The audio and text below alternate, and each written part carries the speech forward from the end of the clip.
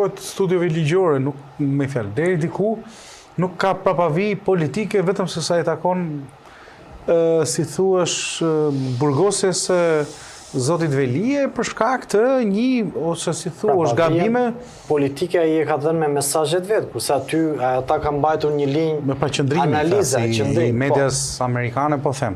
Po them që po sepse ata janë avokat, nuk mund të bëjnë dot qendrime politike. Në fakt po media amerikane nëse avokatura zgjedhur nga Zoti Velie, që studiot ligjore amerikane, prestigjioze amerikane, do ishte fiasko, ma kupton, ose nuk do përbënte lajm, pra nëse arrestimi, nuk besoj se Foxi tashmë, se këtu mund dalim në, se e bëjmë e them për humor, po a mos po i bën Fox News-i presion spakut në Shqipëri, se kështu ankohet spaku, gjithmonë Shqipëri, që media na bën presion për lirimin e Zotit Velie. Pra, a mos po i bën presion dhe media amerikane, se këta spakut gjithmonë, edhe gjatë gjyqit Velie, për çdo artikull publikuar për standardet e spakut, gjithmonë ankoheshin se po na bëhet presion për shkak të subjektit që ne kemi zgjedhur, jo për shkak gabimeve që ata kanë bërë gjatë oreksit tyre për të arrestuar vetëm kryetarin e bashkisë,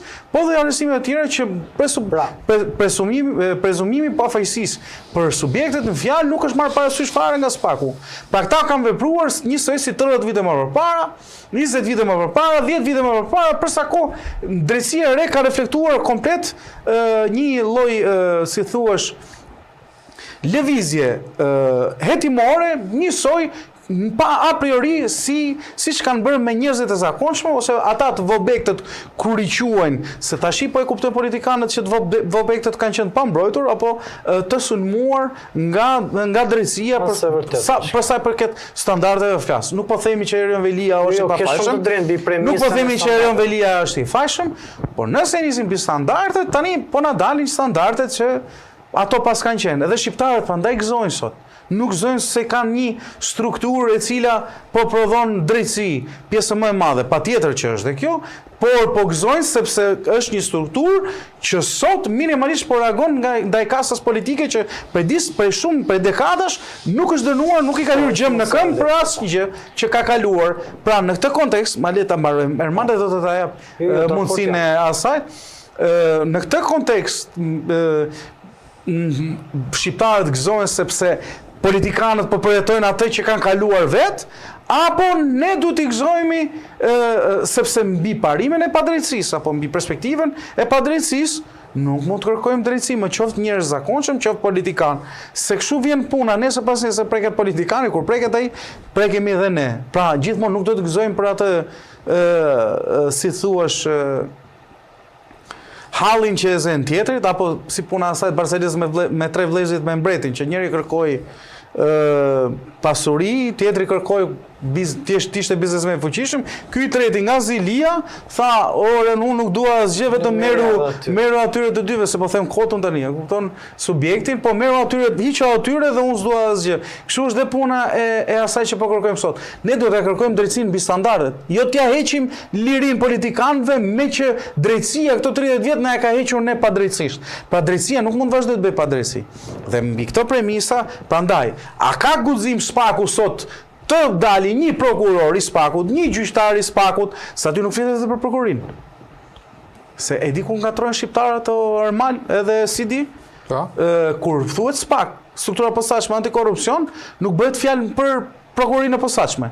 Janë të dyja strukturat brenda. Aty thot spaku ka gabuar. Në këtë janë dhënë, sepse kur vërtet struktura posaçme mund të bëjë një hetim. Por nëse vendos gjykata që zotëria duhet rrim burg edhe jep të drejtë organit akusës, atëherë janë të dyja palët brenda, paktën sipas perspektivës së studios ligjore amerikane dhe studiot prestigjioze ligjore amerikane apo kushdo studio tjetër prestigjioze ligjore nuk i merr subjektet a priori se ka mundësi ta paguaj.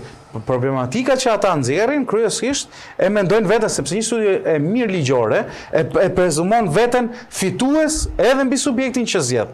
Në çdo premis, nuk ka hyrë ata që dalin humbës edhe qoftë edhe për të ndërtuar një opinion mbi Erion Velien. Po tani e kishim gabim ne ose kush tjetër, e ka gabim SPAK-u apo e ka gabim media amerikane? Ne s'kemi në gabim, se çka gabimi Por them ne media në Shqipëri, jo në në kontekstin jo në ajo që më bën përshtypje mua është se si ka mundësi në dy binjakëzime, po të them, ose zinxhir mediash, pasi shkruan zoti Nesho bashkë me një gazetar amerikan që bën një shkrim të fortë, një shkrim i cili godiste Edi Ramën në çdo qelistë të qeverisë së tij. Pastaj se sa impakt pati në Shqipëri apo në Amerikë është për të diskutuar, por ishte një shkrim i fortë. Patjetër. Ishte një shkrim i fortë që merrej me detaje të problemeve, të autokracisë, të mënyrës se si qeverisë Edi Rama, se si bashkëpunon me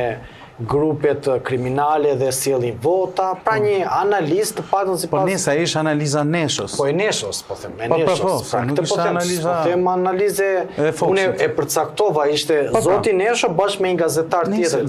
Çfarë mendon zoti Nesho ne e dim, nuk është një sekret i madh, a kupton? Jo, sekreti ishte fakti që një media prestigjioze e publikoi. Media prestigjioze, problemi është se e thot në emër të Neshos. Po, e të marrim a priori të mirëqëse. Çështja qëndron që edhe avukatët e Veliajt kanë zgjedhur një media që është binjakëzim. Ma lejon ta vazhdoj? Po. Shiko, do më mirë kuptoni që unë jam totalisht në vektor të kundërt me analizën e Anrit. Unë mendoj komplet ndryshe. Po. Dhe unë them nëse kemi një indicie, na ngrihet një pikpyetje, 3 indicie na bën një provë. Dhe ne kemi 3 indicie në rastin e Veliajt. Dhe prova kush është? Indicia e parë po e përsëris është koha, nuk është rastësi koha post 11 majt.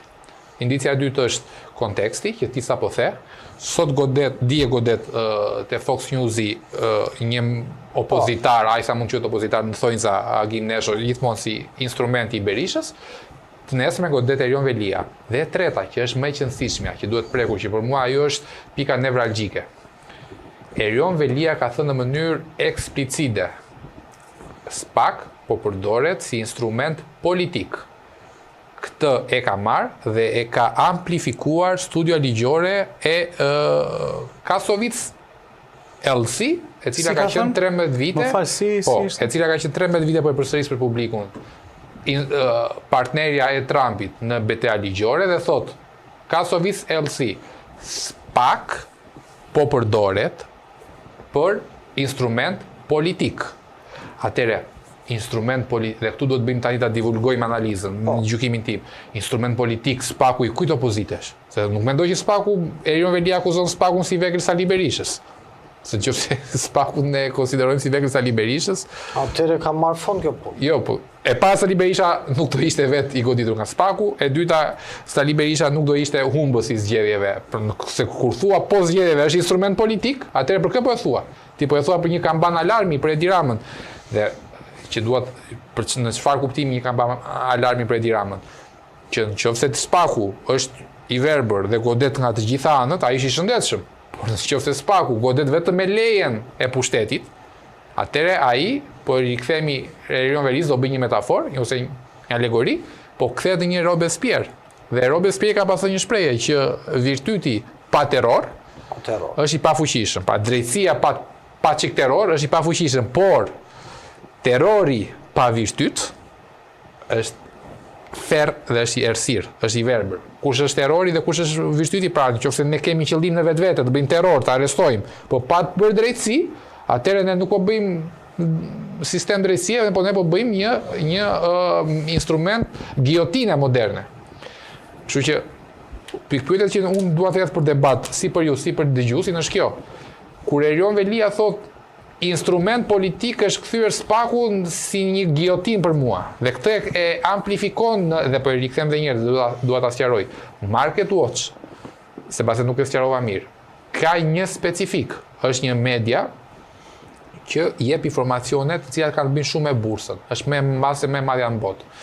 Dhe në kontekstin e Shqipërisë, çfarë do të thënë ka të bëjë shumë me bursën? Kur një investitor X do të investojë në Shqipëri dhe ky është një moment që në Shqipëri po investohet shumë, si në letrat me vlerë bono thesari, si në investime që po bëhen në turizëm.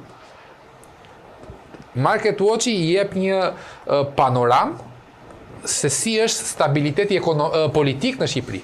Dhe investitorit X në Amerikë ose në Perëndim, sot Market Watch-i nëpërmjet zërit të studios ligjore Kasovic LLC që ka qenë dikur e Donald Trumpi dhe sot Erion Velis, i thotë që shiko në Shqipëri ka një sistem drejtësie i cili po sulmon politikanë të ndryshëm, shumë të fuqishëm, të zgjedhur nga populli me agjendë politike. Dhe ti ki kujdes, i thotë atij investitorit, kur ti investon në këtë vend, sepse mund të ndodhi njëjta gjë ty nesër. Pra, pse thash këtë? Këtu goditet dirama, këtu goditet qeveria. Nuk goditet SPAK-u këtu. Nuk i vetet në Washington për të goditur SPAK-u.